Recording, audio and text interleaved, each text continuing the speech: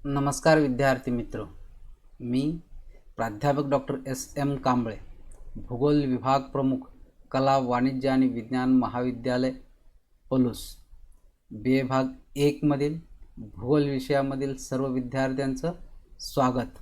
विद्यार्थी मित्र, आपण अभ्यास करत आहोत भूगोल जिओग्राफी या विषयाचा. आपण याच्या अगोदर म्हणजेच मागील तासाला आपण बी भाग 1 जिओग्राफी कोर्स स्ट्रक्चर पाहिलं. म्हणजे आपण काय काय पाहिलं ते थोडक्यात आपल्याला सांगतो. रिकॅप. कोर्स स्ट्रक्चर याच्यामध्ये काय की बी भाग 1 सेमिस्टर क्रमांक 1 मध्ये तुम्हाला फिजिकल जिओग्राफी या विषयाचा अभ्यास करायचा आहे, प्राकृतिक भूगोल. आणि सेमिस्टर 2 म्हणजे सत्र क्रमांक 2 याच्यामध्ये तुम्हाला ह्युमन जिओग्राफी या विषयाचा अभ्यास करायचा आहे, म्हणजेच मानवी भूगोल. म्हणजे बी भाग 1 या वर्षामध्ये प्राकृतिक भूगोल पहिल्या सत्रामध्ये, दुसऱ्या सत्रामध्ये मानवी भूगोल, म्हणजे असं एक कोर्स स्ट्रक्चर आहे, ते आपण पाहिलं. आता फिजिकल जिओग्राफी हा सेमिस्टर किंवा सत्र क्रमांक 1 मधला जो विषय आहे त्याचा सिलेबसही आपण पाहिला. सिलेबसमध्ये काय पाहिलं की सिलेबसमध्ये एकूण टॉपिक किती. पहिला topic introduction of physical geography म्हणजे प्राकृतिक भूगोलाचा परिचय.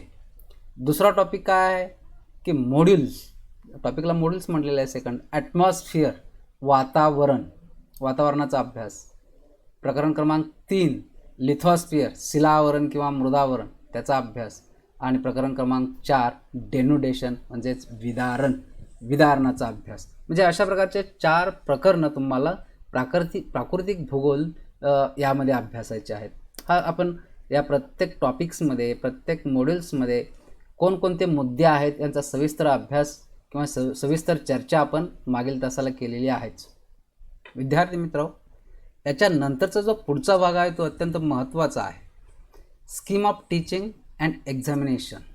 म्हणजे टीचिंगची स्कीम काय आहे, तुम्हाला जो शिकवण्याची पद्धत काय आहे किंवा कशा पद्धतीनं तुम्हाला शिकवलं जाईल, कसं शिकवलं जाईल आणि त्याची परीक्षा कशी घेतली जाईल, किती मार्काची घेतली जाईल, या संदर्भात तुमच्या मनामध्ये अनेक शंका असतील. तर मी त्या शंका तुम्हाला दूर करण्याचा प्रयत्न करतो. एक विषयाचं नाव आहे प्राकृतिक भूगोल. याला आठवड्यातून teaching scheme hours per weak, म्हणजे प्रत्येक आठवड्याला लेक्चर्स याचे 4 असतील. ट्युटोरियल्स म्हणजे थेरीचेच लेक्चर 4 असतील. या विषयाला प्रॅक्टिकल्स नाहीत. टोटल पिरियड 4 असतील. पण हे झालं ऑफलाईन पद्धतीचं. ज्यावेळी रेग्युलर कॉलेज सुरू होईल त्यावेळी अशा पद्धतीनं आठवड्यातून या विषयाला 4 तास असतील. पण आताची सिच्युएशन फार वेगळी आहे. ह्या कोविड-19 महामारीमुळं की ऑफलाईन पद्धतीनं शिकवता येत नाही किंवा शिकवणं ते आता सोयीचंही नाही. त्यासाठी ऑनलाईन पद्धतीचा स्वीकार केलेला आहे. मग ह्या ऑनलाईन टीचिंग पद्धतीमध्ये आठवड्यातून 4च तास पडतील असं नाही. प्रत्येक विषयाला समान तास देण्याचा प्रयत्न केलेला आहे. तरीसुद्धा आठवड्यातून 2 ते 3 तास तुम्हाला जिओग्राफीचे असतील किंवा प्रत्येक विषयाचे असतील.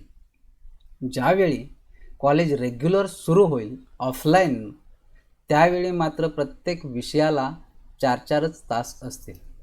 ओके. आता पुढचा जो भाग आहे तो एक्झामिनेशन स्कीम, तुमचे आणि मार्क्स.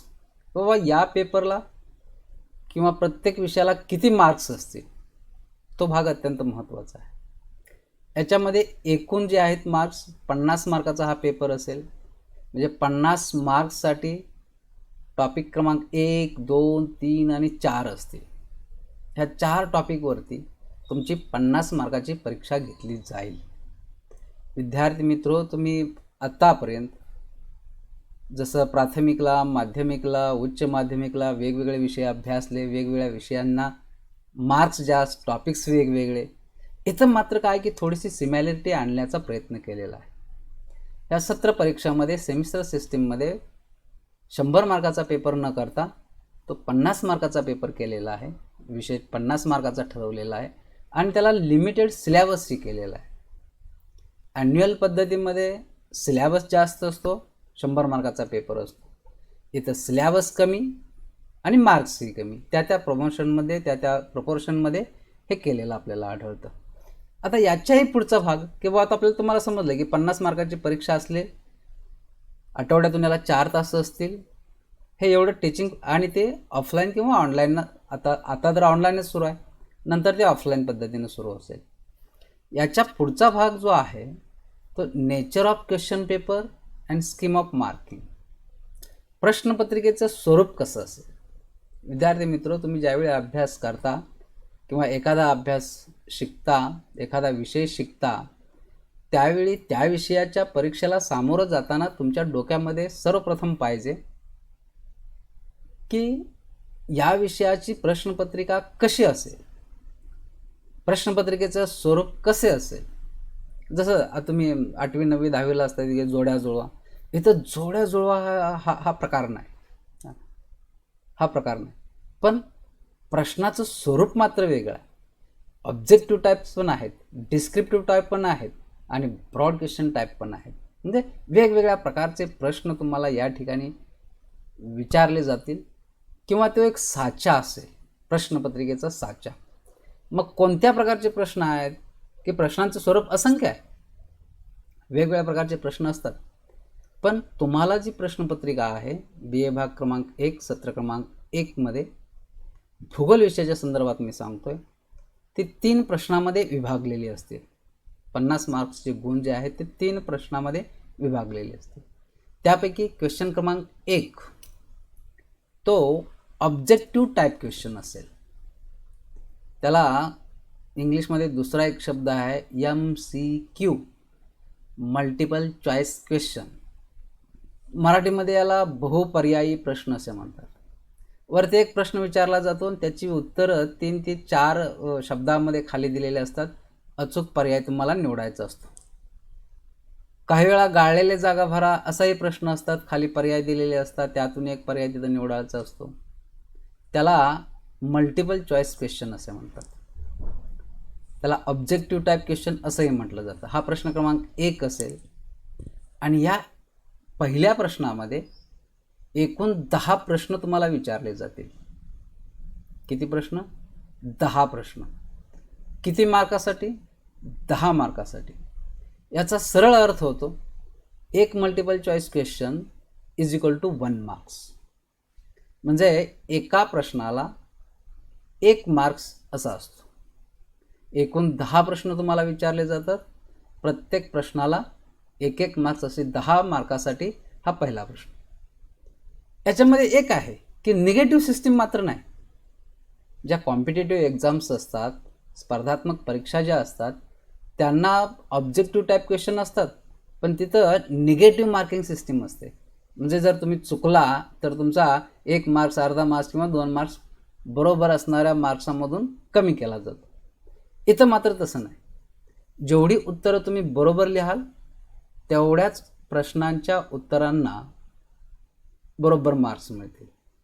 म्हणजे जर एखाद्या विद्यार्थ्यानं 10 पैकी 10 प्रश्न अचूक लिहिले तर त्याला 10 पैकी 10 मार्क्स मिळतात. एखाद्या विद्यार्थ्यानं 10 पैकी 8 प्रश्न अचूक लिहिले, उत्तरं अचूक लिहिली, आणि 2 उत्तरं जर चुकली तर 10 पैकी त्याला 8च मार्क्स मिळतात. म्हणजे ते 2 चुकल्याबद्दल पुन्हा 2 गुण वजा होत नाहीत. म्हणजे इथं निगेटिव्ह मार्किंग सिस्टीम नाही, हे एक तुमच्या दृष्टीनं अत्यंत चांगली गोष्ट आहे. आता प्रश्न क्रमांक 1 आपल्याला समजला की ऑब्जेक्टिव्ह टाईप आहे, मल्टिपल चॉईस क्वेश्चन आहे, एकूण 10 प्रश्न आहेत, टॉपिक तर आपले 4च आहेत, बरोबर. प्रत्येक टॉपिकला समान वेटेज जर द्यायचं असेल तर 4 टॉपिकवरती 10 प्रश्न काढायचे आहेत. म्हणजे प्रत्येक टॉपिकवरती किमान 2 ऑब्जेक्टिव्ह तर ते असतातच. क्लिअर? 4 दुनी 8 झाले. आता राहिले 2, म्हणजे आणखीन 2 टॉपिकवरती, म्हणजे 4 पैकी 2 टॉपिकवरती 3-3 प्रश्न असतील, आणि राहिलेल्या 2 टॉपिकवरती किमान 2-2 प्रश्न असतील. आता कोणत्या टॉपिकवरती 3 प्रश्न असतील हे काय सांगता येत नाही. It is depend upon the paper setter. जे प्राध्यापक पेपर सेटिंगचं काम करतात ते त्यांच्या याच्यावरती ते अवलंबून असतं. पण एका टॉपिकवरती मिनिमम 2 प्रश्न आणि मॅक्झिमम 3 प्रश्न विचारले जातात. त्या पद्धतीने तुम्हाला प्रत्येक टॉपिकची तयारी करावी लागेल. हा झाला प्रश्न क्रमांक 1. प्रश्न क्रमांक 2, शॉर्ट ॲन्सर किंवा शॉर्ट नोट क्वेश्चन. आता पहा, थोडक्यात उत्तरे लिहा किंवा याला आपण असे म्हणू शकतो की टिपा लिहा. बरोबर. प्रश्न क्रमांक 2 याच्यामध्ये किती असतात की एनी 4 आउट ऑफ 6, म्हणजे एकूण 6 टिपा विचारलेल्या असतात. त्यापैकी तुम्हाला 4 सोडवायचे असतात. किती सोपं आहे पहा.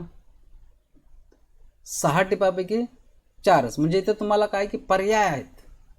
तुम्हाला ज्या प्रश्नाचं उत्तर चांगलं किंवा अचूक लिहिता येईल अशाच प्रश्नांची निवड करून तुम्ही 6 पैकी 4 प्रश्न या ठिकाणी लिहू शकता. त्या प्रत्येक टिपेला, शॉर्ट नोट्सला 5 मार्क्स आहेत, एकूण 5 मार्क्स. जर 4 टिपा तुम्ही सोडविला, 4 प्रश्नांची उत्तरं जर तुम्ही सोडवली तर तुम्हाला 20 पैकी मार्क्स मिळतील.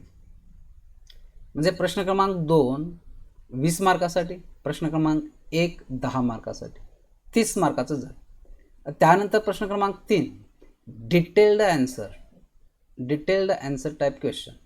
म्हणजे काय की विस्तृत प्रश्न, ब्रॉड क्वेश्चन ज्याला आपण म्हणू, विस्तृत प्रश्नांची उत्तरे लिहा.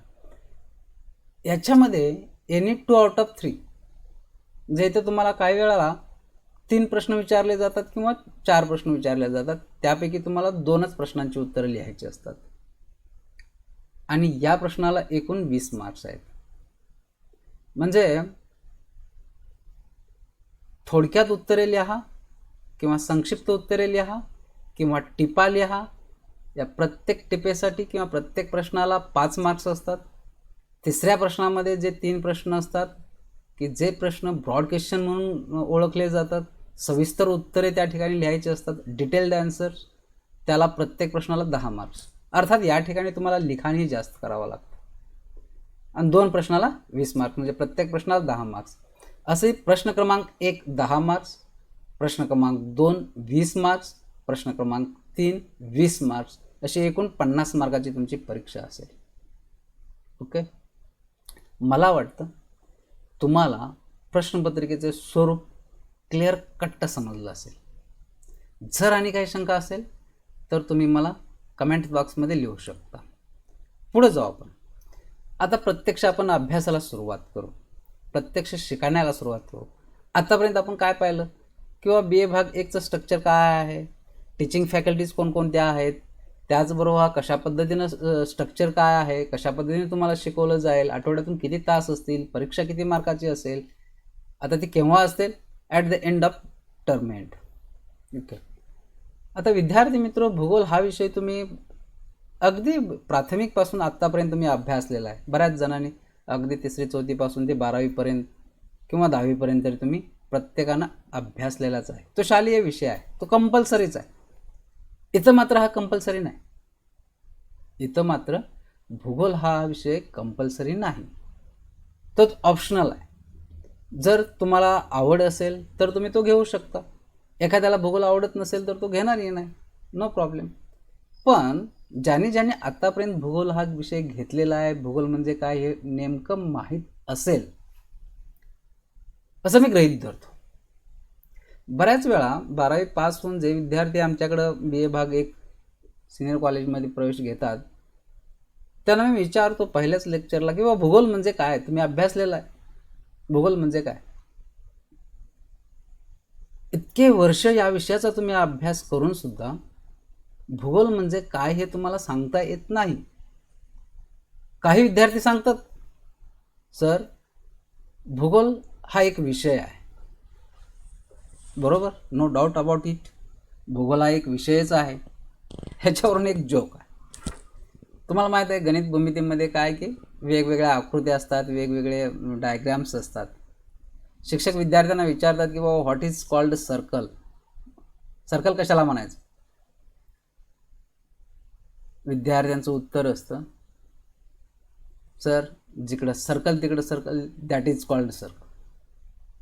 तसा भूगोल म्हणजे भूगोल असं नाही. भूगोल म्हणजे तो एक विषय आहे असं नाही, विषय तर तो आहेच, पण कोणता विषय आहे? पुढचा प्रश्न माझा असतो की विषय हा कोणता आहे,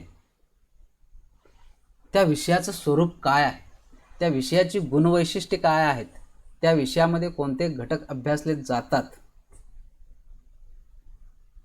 हे सांगणं म्हणजे भूगोल. पण हे आतापर्यंत आम्हाला कळालेलंच नाही.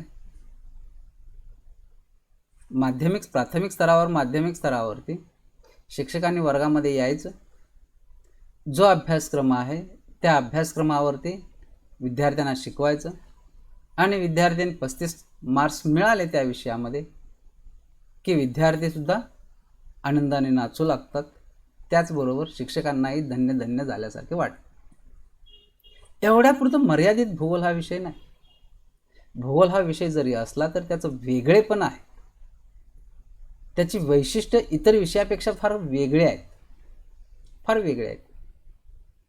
ती आपल्याला समजणं गरजेचं आहे. भूगोलामध्ये नेमका आपण कोणत्या घटकाचा अभ्यास करतो, त्यावरून त्या विषयाचं स्वरूप निश्चित होतं. त्या विषयाचा आपण अभ्यास कशा पद्धतीनं करतो त्यावरून त्याची गुणवैशिष्ट्ये आपल्याला लक्षात येतात. आणि मग हा भूगोल का अभ्यासतो, त्याची आवश्यकता काय आहे, याच्यावरून भूगोल विषयाचं महत्त्व कळतं.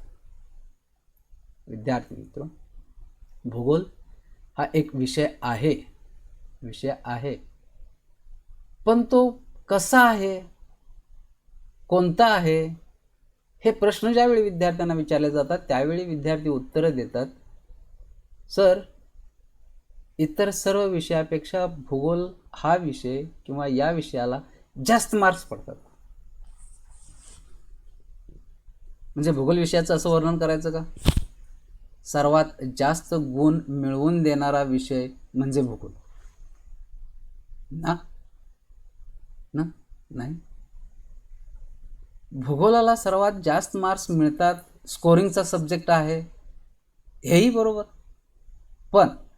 पण भूगोल नुसत्या मार्कासाठी शिकायचा असतो किंवा कोणताही विषय फक्त गुण मिळवण्यासाठी शिकायचा असतो? तुम्हाला काहीतरी करिअर करायचं असेल, तुम्हाला काहीतरी ज्ञान मिळवायचं असेल तर तुम्ही भूगोलाकडे या, तर तुम्ही तो विषय अभ्यास, कोणताही विषय असू दे. म्हणजे गुणांच्यासाठी भूगोल हा विषय घेऊ नका की बाबा मला फर्स्ट क्लास पाहिजे, मला डिस्टिंक्शन पाहिजे, मला विद्यापीठामध्ये पहिले यायचं आहे म्हणून मी भूगोल घेतले, भूगोलाला जास्त मार्क्स पडतात. भूगोल हा विषय सोपा आहे.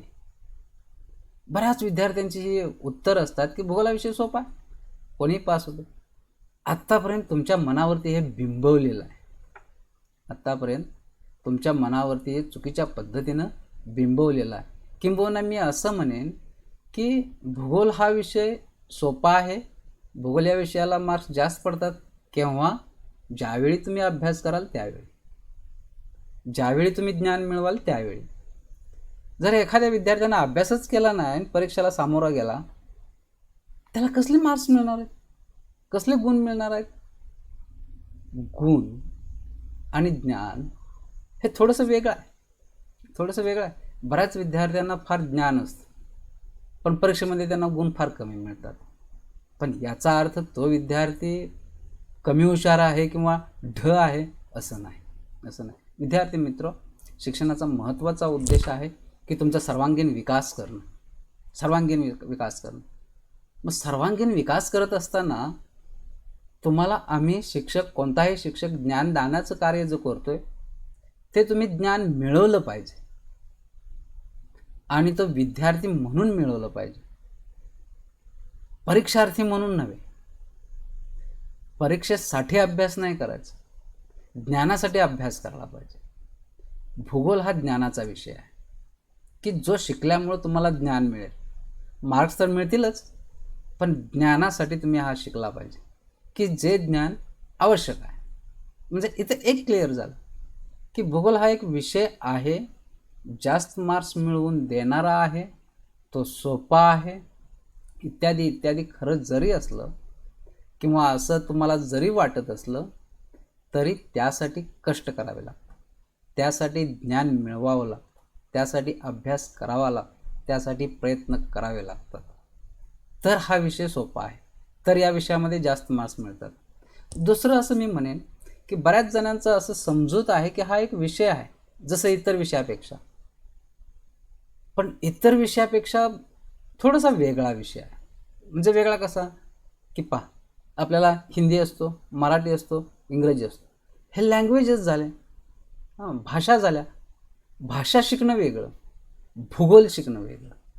भूगोल हे काय विषय आहे, पण तो कसा आहे, शास्त्र आहे, वैज्ञानिक विषय आहे, शास्त्रीय विषय आहे. म्हणून भूगोल हा शब्द शॉर्ट फॉर्ममध्ये वापरला जातो. भूगोलशास्त्र असा बऱ्याच ठिकाणी उल्लेख केला जातो की जो अचूक आहे, भूगोलशास्त्र. आता हे भूगोलशास्त्र म्हणजे काय, तुम्ही म्हणाल हा तर आम्ही तर आर्ट शाखेकडे शिकतो विषय, शास्त्र सायन्सकडे शिकतात ना. भूगोल हा विषय सर्व फॅकल्टीला आहे, सर्व फॅकल्टींना आहे. आर्ट्सला आहे, कॉमर्सला आहे, सायन्सला आहे, इंजिनिअरिंगलाही सुद्धा शिकवला जातो. त्याचबरोबर इतर जे काय मॅनेजमेंट इन्स्टिट्यूट आहेत त्याही ठिकाणी शिकवलं जातं. सगळीकडे एव्हरीवेअर प्रत्येक इन्स्टिट्यूटमध्ये जॉग्राफीशी रिलेटेड असणारे विषय शिकवले जातात. आता तुम्ही म्हणाल की बाबा आम्ही तर आर्ट्सला शिकतोय, सगळे विषय आर्ट्सचे, म्हणजे सोशल सायन्समध्ये येते, सोशल सायन्समध्ये तो घातलेला आहे. या विषयाचं महत्त्व ओळखून भूगोल किंवा भूगोलशास्त्र या विषयाचं महत्त्व ओळखून हे सर्व स्तरावरती सर्व फॅकल्टींना हा विषयाचा सिलेबस इंट्रोड्यूस करण्यात आलेला आहे. पण काही ठिकाणी काही कॉलेजेसमध्ये फक्त तो आर्ट्सला शिकवला जातो, काही ठिकाणी कॉमर्सला शिकवला जातो, काही ठिकाणी सायन्सला शिकवला जातो. आपल्या विद्यापीठामध्ये तिन्ही फॅकल्टींना भूगोल हा विषय आहे. आता शास्त्र, मग भूगोल हे शास्त्र जर असेल तर ते काय आहे? तुमच्या मनामध्ये शंका निर्माण झाली असेल की भूगोल हे शास्त्र आहे का? कारण शास्त्रामध्ये कोणताही घटक ज्यावेळी आपण अभ्यासतो त्यावेळी तो घटक 3 फॅक्टरमध्ये किंवा 4 फॅक्टरमध्ये आपण अभ्यासतो. म्हणजे काय, WH फॅक्टर त्याला म्हटलं जातं, WH फॅमिली असं म्हटलं जातं. अभ्यास कशाचा करायचा आहे, म्हणजे ते काय आहे, कोणत्या घटकाचा अभ्यास करायचा आहे, तो घटकाचं नाव, तो का करायचा आहे, कसा करायचा आहे, कुठं करायचं आहे. म्हणजे जर समजा आपण एखाद्या भूकंपाचा अभ्यास करायचा आला तर पहिल्यांदा व्हॉट हा शब्द येतो प्रश्नचिन्ह घेऊन. कशाचा अभ्यास करणार आहे, भूकंप. हाऊ म्हणजे कसाच मी अभ्यास करणार आहात, तो येतो. व्हाय तुम्ही तो का करणार आहात अभ्यास. म्हणजे ज्यावेळी WH फॅमिली जे आहेत क्वेश्चन्स, त्या क्वेश्चनला अनुसरून ज्यावेळी आपण एखाद्या विषयाचा अभ्यास करतो त्यावेळी तो विषय सायन्स म्हणून गृहीत धरला जातो. विज्ञानामध्ये काय, निरीक्षण, परीक्षण आणि सिद्धांत, बरोबर, याच्यावरती काही संकल्पना असतात, याच्यावरती आपापली मतांतरं मांडलेली असतात. भूगोल हा त्याला अपवाद नाही, कारण तो भूगोल एक सायन्स आहे, एक विज्ञान आहे. म्हणून भूगोलाची ओळख हे भूगोलशास्त्र म्हणून केली जाते किंवा ओळखली जाते. विद्यार्थी मित्रो, आज आपला टाईम या ठिकाणी वेळ आपली संपत आलेली आहे. आपण भूगोल म्हणजे काय, भूगोलाचं महत्त्व काय आहे या संदर्भात आपण पुढील लेक्चरला थोडाफार पाहू. तोपर्यंत आपण सहभागी झाल्याबद्दल आपले सर्वांचे आभार. विद्यार्थी मित्र, घरी राहा, सुरक्षित राहा. तुम्ही सुरक्षित, समाज सुरक्षित, देश सुरक्षित. Okay, thank you very much. सहभागी झाल्याबद्दल पुन्हा एकदा आपले सर्वांचे आभार. काही आपल्या शंका असतील तर कमेंट्स बॉक्समध्ये लिहा, पुढील तासाला त्याचं निरसन केलं जाईल.